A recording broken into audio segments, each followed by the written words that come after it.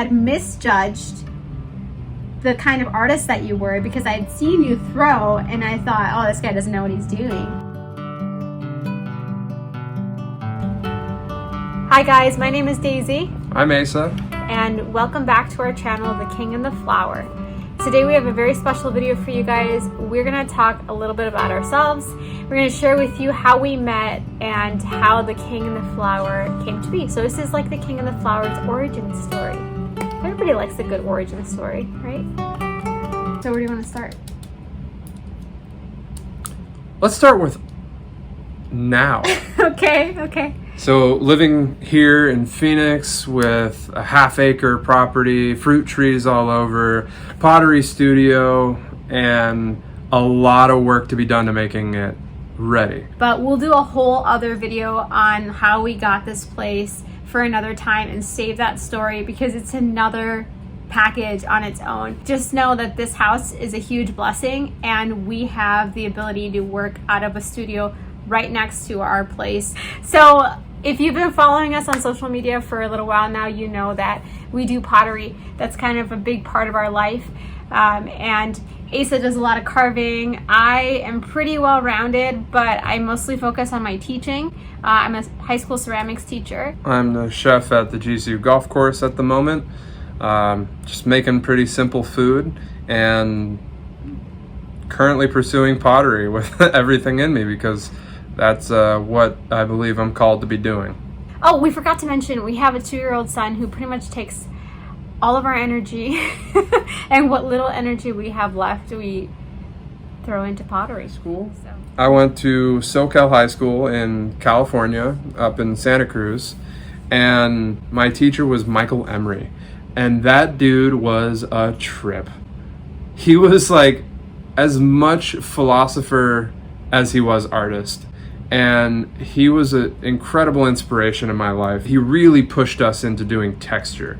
And interestingly enough, I didn't start throwing on the wheel really until I came out here to Phoenix after I'd already been doing ceramics for a couple years. When I was in high school and my first semester at college, I really focused on hand building. That was what I did. That's what I was most passionate about. Once I started doing it in high school, I really knew that this is something I wanted to do for the rest of my life. How about you, Daisy? When did you start? I actually started in college, so I started a little late. I think I always wanted to be an artist, but I didn't really feel like I had the talent. But I was always really attracted to people who were artists, and I had a bunch of friends who like excelled in the arts. I think I was really intimidated by the arts, so I just never took a class until college. And when I finally jumped into it, it was like, it rocked my world. And I couldn't imagine myself ever letting go of it. And so I had this awesome teacher, his name was Billy. And Billy just really instilled this like love for ceramics within me and this desire to keep pursuing it. And I think I was always like seeking his approval, but I never quite got it. And the only time that I got a little glimmer of it was when I made miniatures. All he said to me was just make more of these. That was it. And that was enough for me to go like, okay, I got a thing going. I'm gonna keep pushing with it. And so I did. And you didn't like that initially. No, I hated it because everybody would call it cute, and then you were like, I'm more than cute. Yeah, I did feel that way. She's cute. And I still feel that way sometimes. But anyway, I just, I think I've learned to accept it as part of my personality and part of who I am. But I think now I feel a lot more well-rounded, especially after being a mom. Like I understand who I am a little bit better. I don't really allow external factors to really dictate who I am because I think my personality is a lot more grounded. So I'm a lot more comfortable with just exploring. And I don't think I was comfortable before. Like I think prior to my experience being a mom and fully embracing like my identity in Christ, like I didn't really feel comfortable exploring different avenues in the arts. I just did what it was like comfortable. And to me, the wheel seemed something very comfortable, which sounds crazy because the wheel is really hard. But I think the fact that everybody was starting at ground zero, and that like there was this understanding that you were gonna suck like the first few months, years even, it made this situation safe, and it allowed me to explore ceramics in a way that I felt comfortable messing up, and I felt comfortable like not really being good at it initially. So I did the wheel for years, and that was primarily the avenue that I took. I did start off with some hand building, but as soon as I got on the wheel, I was like, forget that, I'm gonna start throwing the entire time. And I didn't really explore hand building until I became a teacher. So anyway, that's long story short. I am in a place in my career where I really love hand building, and I think I prefer hand building than wheel throwing right now. And that's all subject to change. I'm okay with being a little weird right now. Okay, so that's a little background about us with clay, and that plays a pretty significant part in our relationship. And so It's like a good foundation. yeah, the foundation for our relationship is clay and Jesus. When I was in high school, I really wanted a girlfriend, but I never had one. In fact, Daisy to this day is still my first girlfriend. Better be your last, too. Yeah. And you know, I knew I had a lot to give, and I think when somebody desires something for a long time and it's not given to them, or they can't get it, they cherish it when they do get it a lot more. And I was aware of that even back in high school. And there was this one day in class, in ceramics class, where my teacher shared with us this quote. What he said was, if you like a flower, you will pick it and enjoy its beauty for a time. If you love a flower, you will water it daily and watch it bloom. I really wanted a girlfriend, so I prayed that. I think I was coming around to the idea of being okay with God. I wouldn't have called myself a Christian, but it was kind of one of those things like, God, if you're real, give me a girlfriend that's worthy of the love that I know I have to give. Give me a flower that's worth watering. And I believe I said that almost verbatim. What eventually brought me to Phoenix was there was a girl that I had known from like elementary school and middle school when I was going to church with my mom when I was younger. And I knew her from youth group, and she was texting me, and we were going back and forth, and there was a random day where she reached out to me and she said, I had a dream that you were here in Phoenix, you and your brother John. And she didn't even know that my brother John was actually getting out of the Navy very shortly after she reached out to me, and he was planning on moving to Phoenix, and he had already proposed, hey, Asa, I'm going to move back to Phoenix. Do you want to move to Phoenix with me and kind of start life in that way? Because I was 18. It was about time for me to leave my dad's house. He was about to get remarried to a new woman. She's great, awesome stepmom, but it's a little weird being under newlywed parents' house when you're 18. So he was very aware that that might be a weird situation, and so he pulled me out of that. And it was just very odd because this girl that I had known from middle school-ish age, younger even, I'd always had a crush on her, and it was really just weird that she was reaching out to me. And why are you looking at me? I'm okay with you telling this story. And so anyway, with that dream, and with John, my brother, already, proposing this idea, I felt like, okay, this is a sign. I should be going to Phoenix. Well, I was going to Phoenix. I was in the U-Haul on the way to Phoenix, just passed into Arizona on the 10, just passed by Blythe, was almost in Quartzsite, in the middle of the desert on the 10, in a U-Haul, when she texted and let me know that she had a boyfriend now. And it was just kind of like, oh, this is gonna be fun. I was partially moving out here in hopes of actually having that relationship, finding that flower that I had prayed for. In the meantime, I was moving to Phoenix as well. Around the same time, funny thing to mention, but exactly the same time? Something like that, because we both got here, was it 2014? 2014. Oh my gosh, that's so crazy. I want to say in mid to late April of 2014. Okay, I moved here in May, so crazy thing how that all lines up. And I moved out here to work with Teach for America, right? And I was going to teach English, which is a funny story all on its own. I was going to teach English, and I was super excited about it, but I only knew a few people that lived here. I knew my aunt and my uncle and my cousin, and I knew that I had some other relatives around here, but pretty much I was alone, so it was a really hard time. And my aunt and I had a little bit of a falling out, and it wasn't anything super terrible, but it did leave me on my own for a while. I was living in a one-bedroom apartment off of Van Buren and 59th, which if you don't live in Phoenix doesn't mean anything to you. But if you do live in Phoenix, you know that can be a rough area. It is a little bit of a rough area. Well, it was. Terrible. It's a little nicer now. Yeah, there's a highway there. Yeah. There's a highway there now. Anyway, so I was living on 59th and Van Buren by myself, and I always remember where I am when I pray certain things. I feel like it's like a timestamp, like this happened.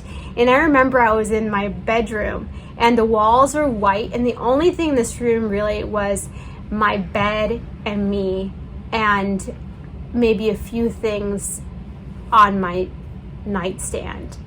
And it was just so empty and lonely. And I remember like praying to God and going like, Lord, I know what your word says about praying for a king. I know what the Israelites went through with Saul, that the Israelites wanted to be like everybody else. And so they prayed for a king. They demanded that God would give them a king. And it turned out to be this terrible guy who just led them in a path of destruction. And so I was praying, God, like, I know that it's hard to be married. I know that this requires a lot of surrender, and this requires a change in lifestyle, and this requires, in a sense, some submission. So if you want me to be married, then I pray that you give me a fair king. Hold on to that piece of information, and we'll go on with like how we met. But before I do want to bring up another story. So it was getting close to Valentine's Day, about a year after, almost a full calendar year after Asa moved out here on his own, and I moved out from Illinois on my own. And I was talking to a friend during one of our professional development meetings, and he was really pushing me to get myself out there. He was hoping to play matchmaker. So he was like, hey, I have a lot of friends, and a lot of them are single, and I could try to hook you up on a blind date. What are you doing for Valentine's Day? And I was like, I'm going to be at the Pottery Studio doing what I love. And he was like, what are you doing wasting your time at the Pottery Studio? There's nothing there but old ladies and weirdos. He wasn't wrong. A month or two later, I think we met in March, so yeah, about a month later, I met Asa. So I was genuinely interested from the moment that I met Asa. When I saw him there, he was wearing like really big headphones, and he was hunched over a potter's wheel. Super attractive, yeah, I know. Anyway, so he was throwing a pot, and it actually was not very centered, which I really remember, because apparently he didn't have a whole lot of experience on the wheel, but I didn't know that at the time. So he's just throwing this pot, super off-centered, wearing headphones, and I just thought to myself, like, I want to get to know him. What did you think when you first saw me? So when I first met Daisy, she was wearing this really provocative sweatpants and stained ratty t-shirt, hunched over some clay on a wheel with I think a sweaty forehead and a messy bun and probably a little bit of clay on her face. And I was just like, okay, hi, nice to meet you. And I kept doing my thing. I was a little bit more focused on pottery and just clay at that point. But also, as I mentioned earlier, I really wanted a girlfriend for a long time. But when you go for about 19 years never having a girlfriend or really any positive interaction with the opposite sex in a attractive way, like in a relationship way, my spirit was beaten down pretty low. So I didn't really have much hope for any sort of girlfriend, any sort of wife, any sort of girl being attracted in me. So even if Daisy says that she was initially interested in me, my perspective was not that I was not interested in her. It was rather, oh, here's an attractive girl, so I probably have no chance.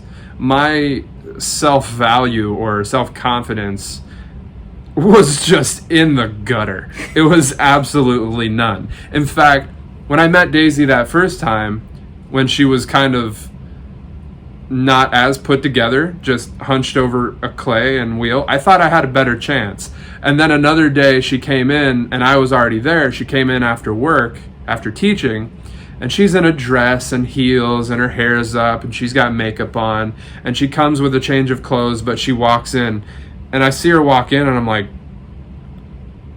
who is that? And then I see her come out of the bathroom and I'm like, oh, it's that Daisy girl. And then I'm like, yep, no chance whatsoever. And I go back to throwing, not even realizing that she was interested. So my initial thoughts towards Daisy was, here's another beautiful girl that I have no shot with. And I guess the joke was on me. But as I got to know Daisy, and I think I was not desperate, but really wanting companionship, I realized as we started getting to know each other that she knew the Bible, that she actually read it. And that is what actually inspired me to start reading the Bible. Not because I'm some good guy who wanted to be closer to God and I just wanted to know what the Word said. No, I wanted something to talk to Daisy about. And I thought, she likes the Bible. I'm okay with the Bible. Let's read the Bible. And I started reading the Bible. And while starting to read the Bible so I could talk to Daisy about things in the Bible, I started to like the Bible on its own. I think it was the same day that I met you. I asked you what your name was, and you told me that it was Asa. And I was like, oh, that's such an interesting name. Can you tell me about it? Where did it come from? And then you said, it's Hebrew. And I said, it's Hebrew? I've never heard that name before. Is it from the Bible? And then you said, yeah, it is. It means healer, restorer. Asa was a king in the Bible. And I think as soon as you said that, I know that as soon as you said that, I had like the chills, because I remembered my prayer to God and how I asked for a fair king so specifically. And then I heard your voice echoing in my mind, like, he was a king. And it was just like on replay. And one of the few good kings. Yes, actually, yeah, that's what you said. One of the few good kings of the Bible. And I was like, God, like, really? Like, there's no way. There's just no way. Like, come on. Like, I don't want to read into things. I'm not going to say anything. So I think a while passed before I actually told you that I had prayed for a fair king. I definitely did not tell you upon meeting you. Yeah, that would have been weird. Yeah. Yeah, you might have put that together a lot quicker than I put together my prayer, because I think you were a bit more conscious of your spiritual life, and definitely a lot further along in your walk with God than I was. And so any prayer I offered up as a Hail Mary did not really resonate immediately upon meeting a girl that was a flower, Daisy. but that's actually where we get our shop name. That's where we came up with it. We are the king and the flower, because I prayed for a flower and she prayed for a king. And I'm not trying to say I'm a king, but but it was interesting that God will answer your prayers even when you're not walking with him. Like, I don't mean that to say that if you don't believe in God or you're not walking with God, then expect his answers. But I prayed for that flower when I wasn't really on good terms with God.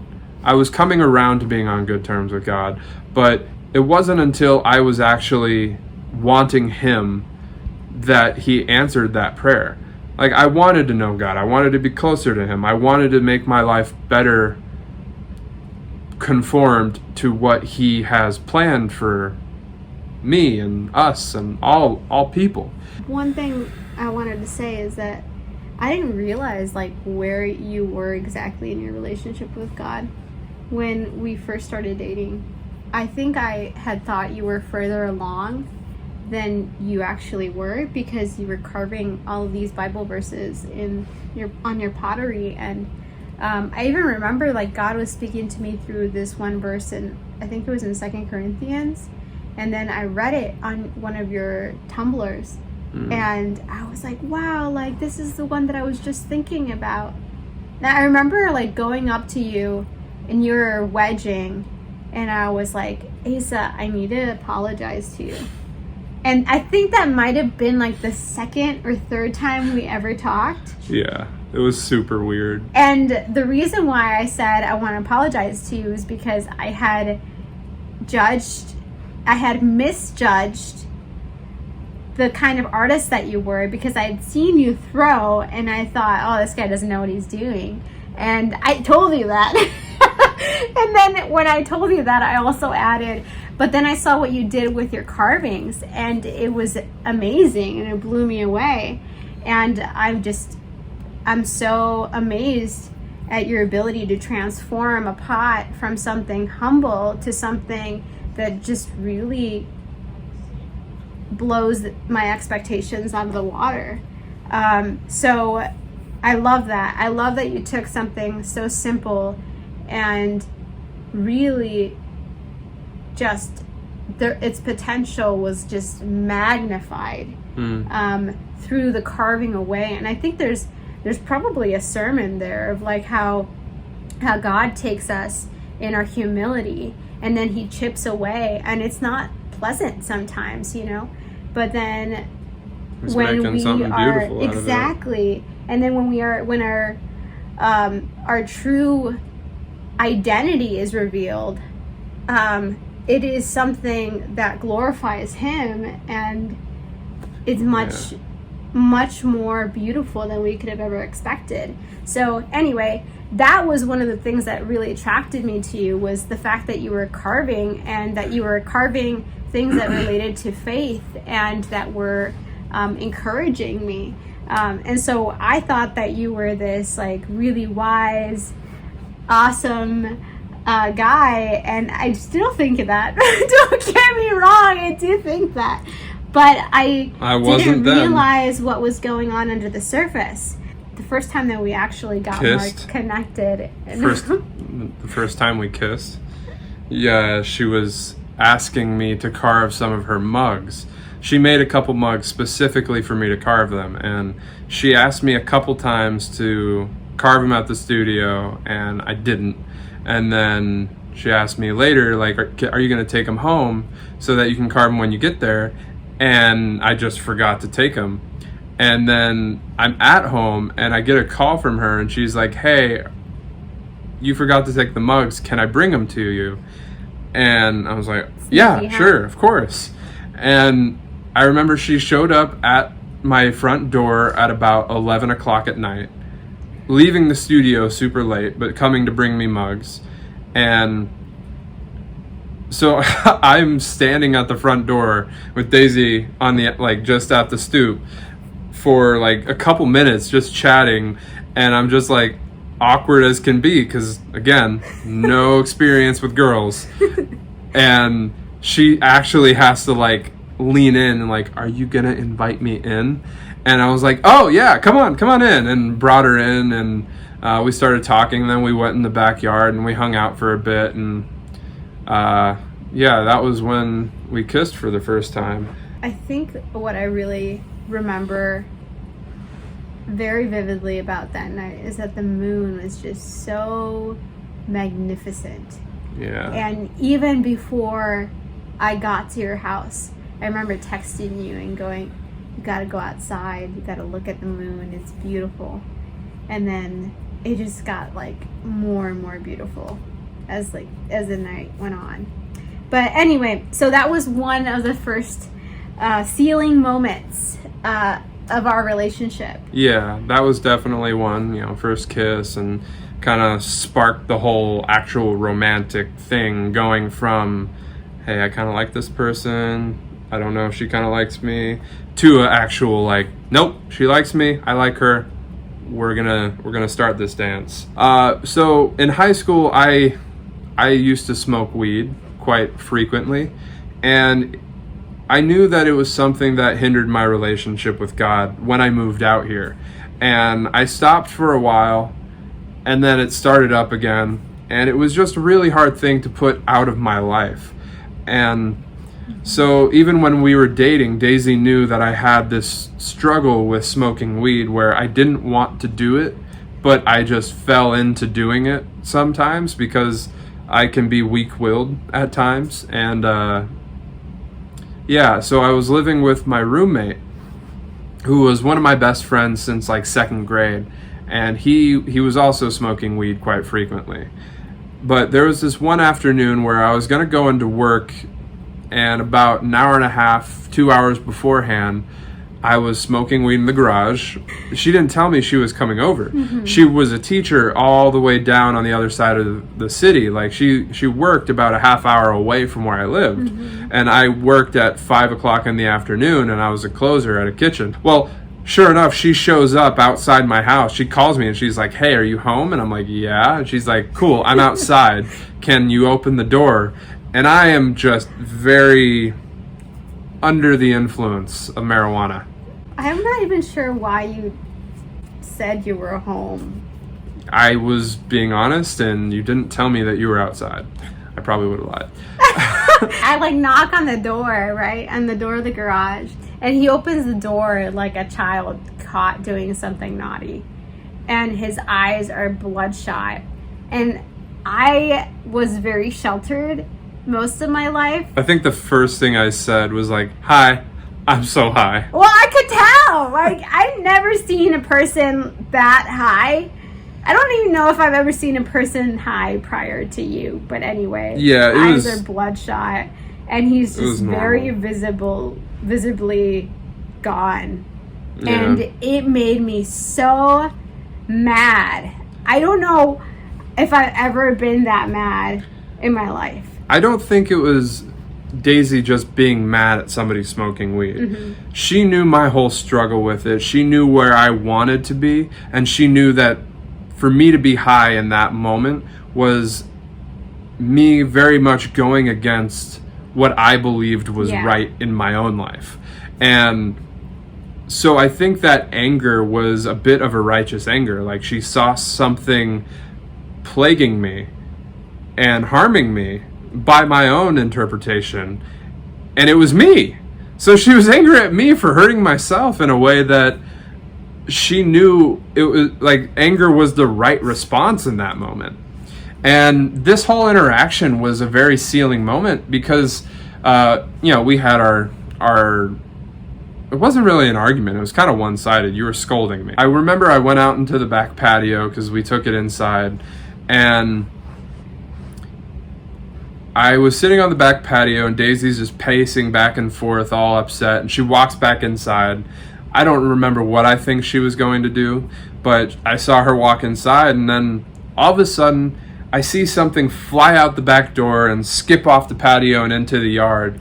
And I'm like, what the heck was that? And I go out in the yard, and I look for it, and I didn't see exactly what it was, but I knew Daisy had thrown something, and I'm like, okay, I don't know what that is. I don't see where it is in the yard. So I decide I'm going to go back inside and see what Daisy's doing. And as I turn to go inside, I see her at the doorway with my roommate's bong in his hand over her head and just this war face on her. She's just like, ah! And she just smashes it to a million pieces. And that was probably the most satisfying moment of my life.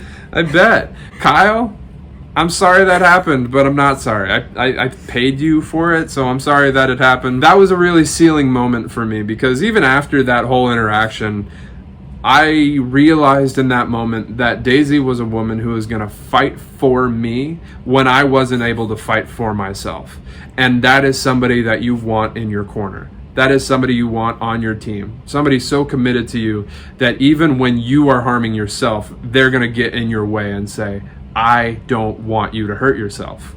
I don't want you to destroy or do bad.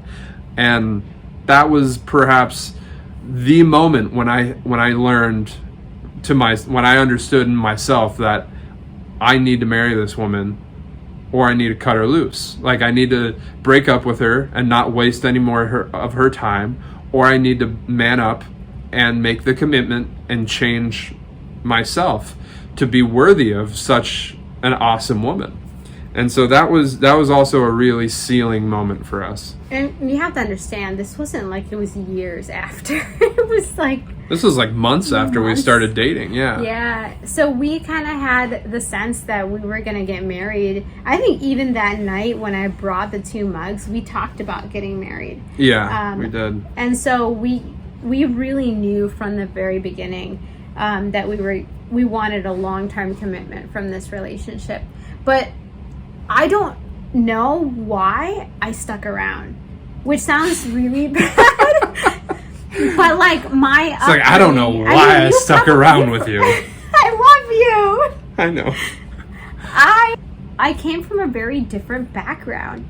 I went to private Catholic school.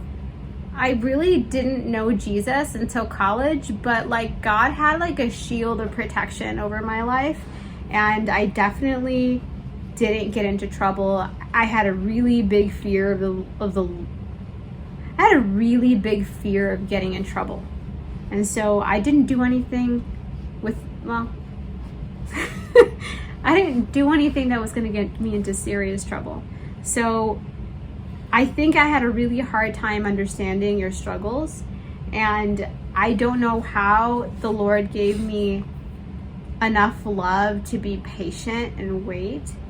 Some of it I think was a bit of my foolishness, to be honest, but God definitely worked around it, and he protected both of us. And I think that our next story is kind of a bit more of a testimony of that. So are you saying you were a fool in love? I mean, I was definitely in over my head. We both were. Yeah. We were, yeah. Yeah. Head over heels, and very much attracted to each other. Mm-hmm. We both knew very clearly what was expected of us as Christians and before God in terms of our relationship, like what was off limits, what was a gift for married couples, and what was something that if we were to do it, it was going to damage us or do something to our relationship that would kind of take away some of the sparkle of what it was supposed to be. Mm-hmm. Have you ever seen Talladega Nights, the Ballad of Ricky Bobby? And there's like this final race between the 2 main characters, Will Ferrell and Sacha Baron Cohen, I think. And they have a huge car wreck, and then they get out on foot and they start running, and that's how they complete the race. That might as well have been how we finished our engagement and got married. We stumbled across that finish line. We did not have sex before marriage, but we had a lot of struggles in making it through that finish line without doing that. And there was a weekend where we struggled more than others, and it was when we went out to Santa Cruz for her to meet my parents over Thanksgiving weekend. And when we were on our way back, I fell asleep behind the wheel, and we went off the road, and we rolled 3 times. The car was absolutely totaled, complete loss. My dog at the time was in the car with us. He got ejected from the window. Daisy had bruised ribs. I think she might still have back problems to this day. She had a black eye, and I just had a little cut on the top of my head. I actually walked away pretty okay. We were very fortunate just to walk away from that car crash. Everybody who saw it said that it was a miracle that we were even walking after that, let alone to not have a broken bone. And, you know, I can't say this is the case for everybody. Obviously, everybody's scenarios are different, their circumstances are different, but I do believe that God disciplines his children, and I do believe that God protects his children as well. And that car crash really felt like a rebuke, like God was saying, you don't understand what you're doing. You are taking from me. You are stealing a gift that I have not given you yet. And it was a really hard scenario to go through that car wreck, because I was starting to understand what was going to be expected of me as a man in the relationship. You know, I was supposed to be a protector and a provider and a leader and a servant, and like I'm supposed to do all these things that are supposed to make her life better and guide her closer to God, and also look after her well-being. And here I was doing something that was not okay and not good. And then God let me go off. I went off the side of the road. I fell asleep, and I almost killed her. And it was like in that moment, like God protected us. He let us walk away from that with almost no damage, no real like loss of life, no broken bones. There was pain for sure, and a lot of headache. 3 a.m, we were in Santa Clarita, just outside of the turnoff for Magic Mountain, and it was a slight downhill. There was a trucker who saw us go over, and I remember he pulled over and asked if we were okay and if he should call the cops, and I told him yes, and went back to help Daisy out of the car. And like I said, I had a dog that was with us, and he got ejected, and it wasn't until Daisy was out of the car and safe that I remembered that he even existed. Which is crazy, because he loved this dog as if it was his child, which was one of the things that really attracted me to you. He was my child. I raised him from a puppy. You called out to him. And I started freaking out because we had luggage. We were coming back from visiting my parents over the weekend in Santa Cruz. And so we had a couple suitcases. We had an ice chest. We had stuff in the back of the car, and I realized that stuff all got thrown around in the rolling, and I didn't hear the dog. I didn't hear anything from him, and I was freaking out because I thought he might have been crushed by the luggage. He's a little dog. Like he was like 5 pounds when wet. A huge suitcase full of something could have crushed him. But I started calling and started trying to go into the back of the car to look for him. And then Daisy is just like, Asa, he's over here. And I look around, and he's just like kind of trotting in from the direction which we rolled from.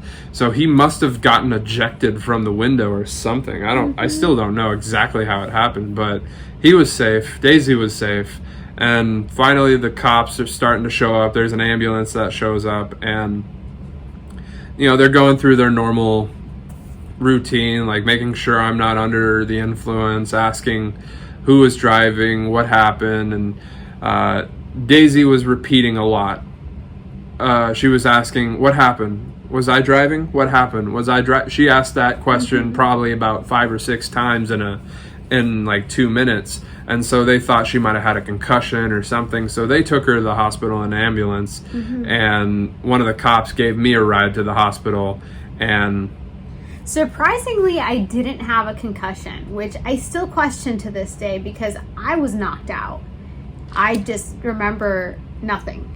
I don't remember being in an ambulance. I just remember waking up in the hospital room and you crying. Yeah. I was laughing. Yeah. But I don't remember being sad. And I remember like a few weeks prior to the accident, I had lent you my car because I was going to visit my family in Chicago, and you had put your bike in the back, and the bike had left some scratch marks, and you had also done something to the front seat so that it wouldn't like adjust anymore. And I was kind of really upset at you. That happened when you were in town. It got Okay, the little lever got stuck in my shoe when I went to go get out of the car, and it popped off as I was getting out of the car. Okay, moving on. So She still remembers it. I do remember it. But I still remember it too. Here's the reason why I remember it. I remember it because it was a big deal at the time. I remember it because at that time, it was so important. I had worked so hard to pay this car, which I was still paying for at the time. I had taken a loan out and bought this car. And anyway, so he's crying and I'm laughing. And I asked him, Asa, why are you crying? And he said, I wrecked Biggie, which is what I had named the car. It was a Nissan Juke. It was like a small SUV, and so she named it Biggie Smalls. So anyway, I loved that car, and Asa was so devastated that he had wrecked the car, and he felt like so guilty about it. And I just looked at him and I laughed even harder, and I remember saying mercy triumphs over judgment. And I just repeated that again, and like God had really sealed that in my heart at that moment. And I think that kind of just coded that whole experience, especially afterward.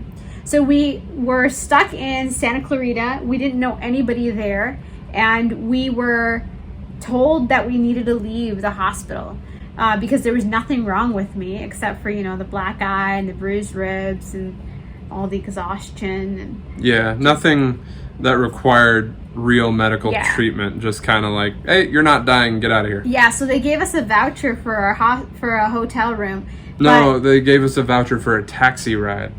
Oh, okay. To a hotel room that we'd have to, pay for ourselves. Yeah, so the taxi guy took us to the hotel room, but turns out that we couldn't have a dog there. But our cab driver actually offered to let us stay with him, which was kind of sketchy. Yeah. I'm like, I don't really want to go with a random cab driver in a town that I'm not familiar with, or just a stranger in general. Yeah. But, when you're desperate, you don't really have a lot of options. And I'm so glad that we did go with him.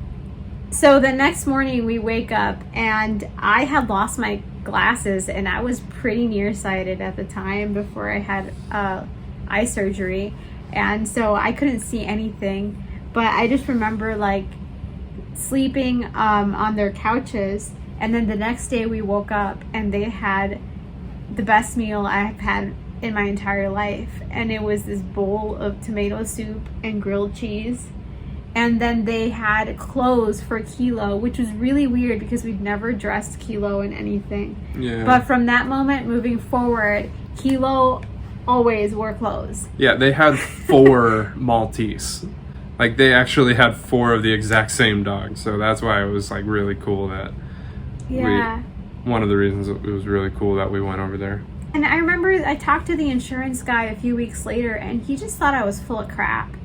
He asked me like all these questions that just made me think like he didn't think the accident was a big deal, and he was questioning the fact that it was a completely wrecked vehicle. And then he went to see it, and then he called me and apologized because he didn't realize how bad the damage was. And I think part of the reason why he didn't realize is because we were alive and fairly well. Yeah. But I didn't realize the damage on myself until that night when I finally got to take a shower. And we were like covered in all the dirt from the accident. Dirt and some blood, just from like little nicks and bruises, like not really many major gashes, but a little bit of blood from a couple like scrapes and cuts, and a lot of dirt. And Just exhausted. Yeah. And I just remember looking down and seeing my bruised body and just realizing how close we had been to death. And that was the moment when I finally cried about it. And when it finally hit me. And then I think about it now and remember where the turnoff was, and how if we had gone a little bit further past that point where we rolled, the side of the road was much steeper at other places. And if we had rolled off of these other points, I don't know if we would have made it. We definitely would have rolled more. But God protected us in so many different ways. Yeah. I do also feel like that night was, as much as it was protection, it was also rebuke. It was... Yeah, absolutely. But I think that it's important to note that, even then, the fact that we were alive and telling it, there's so much mercy there. And it's like when Jesus talks to... Absolutely. It's like when Jesus talks to all these people and he tells them, your sins are forgiven, now go and sin no more.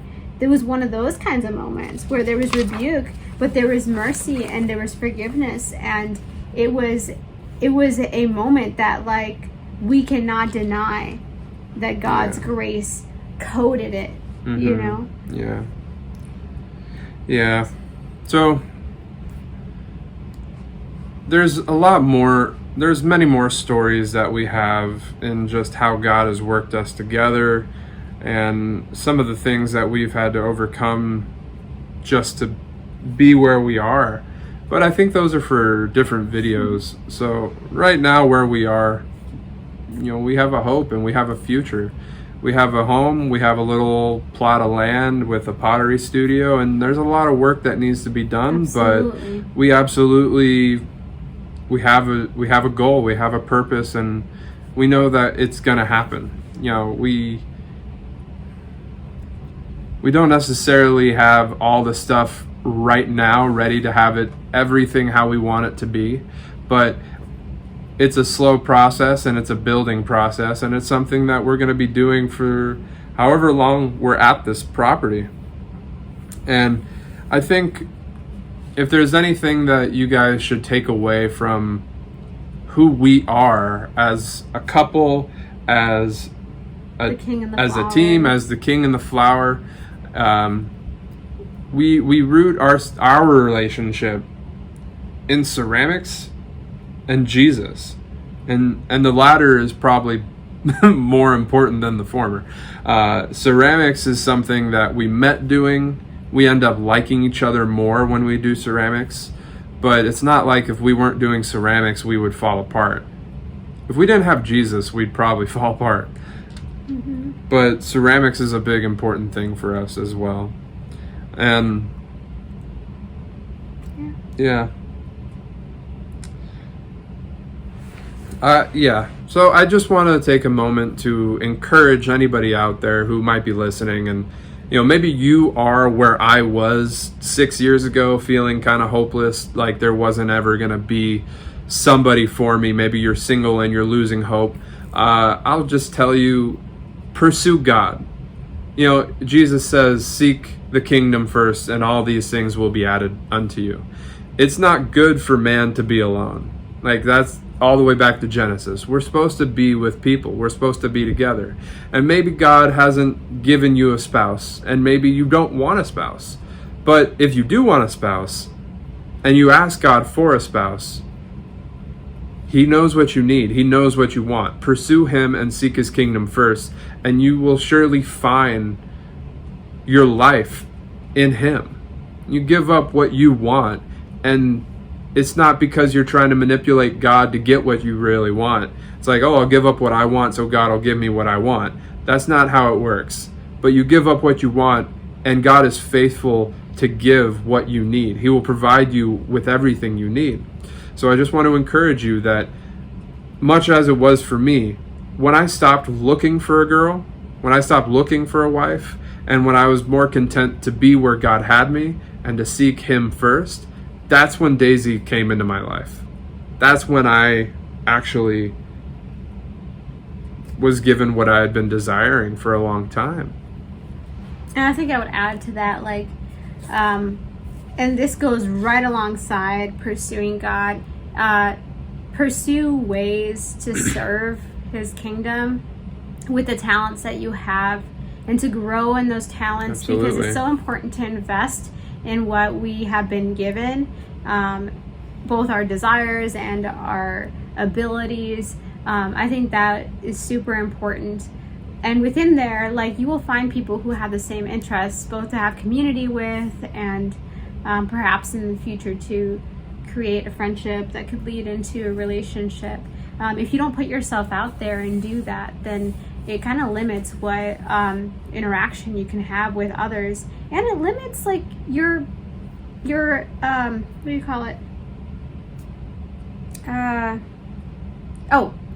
And it limits your reach, your impact for the kingdom. So it's just so important to find ways to serve. So along with that, like, we find our calling and our purpose right now to be multifaceted. Like, first, we are parents. Mm-hmm. Like, that's so important to us. Well, I think first, I feel like a husband. When we were doing premarital counseling, that was one thing that my pastor made sure to drill into me, is that this is my first ministry. I'm a husband first. Eventually, I'm a father. Now I am a father. He said back then, eventually you'll be a father. So you're a husband first, you're a father first. And then the other ministries come after that. And so I would say I'm a husband first. And now we host a small group out of our house doing a Bible study on Friday nights. We're building this business so that we can just have walk into our calling and have our dreams of just making things out of clay all day, every day, and blessing people through that. But also making these videos, not just to teach people ceramics, but to also point them closer to God. And there's a lot there. And I feel like we're walking into a new future, a new ministry with doing this. Yeah, so along with that, like, we just want to invite you guys to partner with us with that. Not just financially, although we'd love for you guys to buy some of our pottery, and we'll put our link to our Etsy down below. But along with that, we'd love for you guys to follow our journey here on YouTube and TikTok, Instagram, Facebook, wherever you can. Engage with our posts and things like that, because we don't just have our in-person ministry. We really see ceramics as a way for our tent to be enlarged and for our ministry to be greater. So whatever way that God wants to use us, we want to be obedient, and we'd love for your support to come with us, and for you to just be part of our journey. Yeah, just to reiterate what Daisy was saying, partnering with us is much more than just supporting us financially. Buying our pots definitely helps us in our household and makes this more of a reality, makes it more of a possibility for us to survive off of doing this. But we're always in need of prayer. We're always in need of your emotional support, whether it's just leaving a comment in the section below, giving us some advice on how to do something. Maybe you notice that we're not doing well, or maybe you notice something that we could improve on, or what we are doing well. We welcome the comments, we welcome the help, and if it's a negative comment, we'll deal with that. But subscribe, like, share our content just so we can expand it. As Daisy was saying, it is something that we can spread our tent and grow our family and grow our business. But more than that, I think it's also something that we can grow a ministry. And the more people that we can speak to, the more people that we can just have some time to have their ear. It's something that is important to us because we're passionate to tell people, God has given you a gift. God has given you a talent. So use that to glorify Him. For me, He's given ceramics and art artsy things. Like I'm pretty good with visual art things and ideas. I have a lot of ideas at times, but Daisy is more of the one that actually gets the stuff done. And I think that that's a beautiful reason why we're married. Yeah, we definitely complement each other's talents. Yeah, as Dave Ramsey would put it, I'm the free spirit and she's the nerd. I do like nerdy things. Yeah, and I like to wander. But but ultimately this ministry is gonna highlight how does God work in your life and how does he work in our life, and what are the parallels between potters working with clay and God working in our lives, because that's a metaphor that the Bible extrapolates upon at multiple points in Scripture. And I think that the depth of that mirror image is a lot bigger than people realize. Mm-hmm.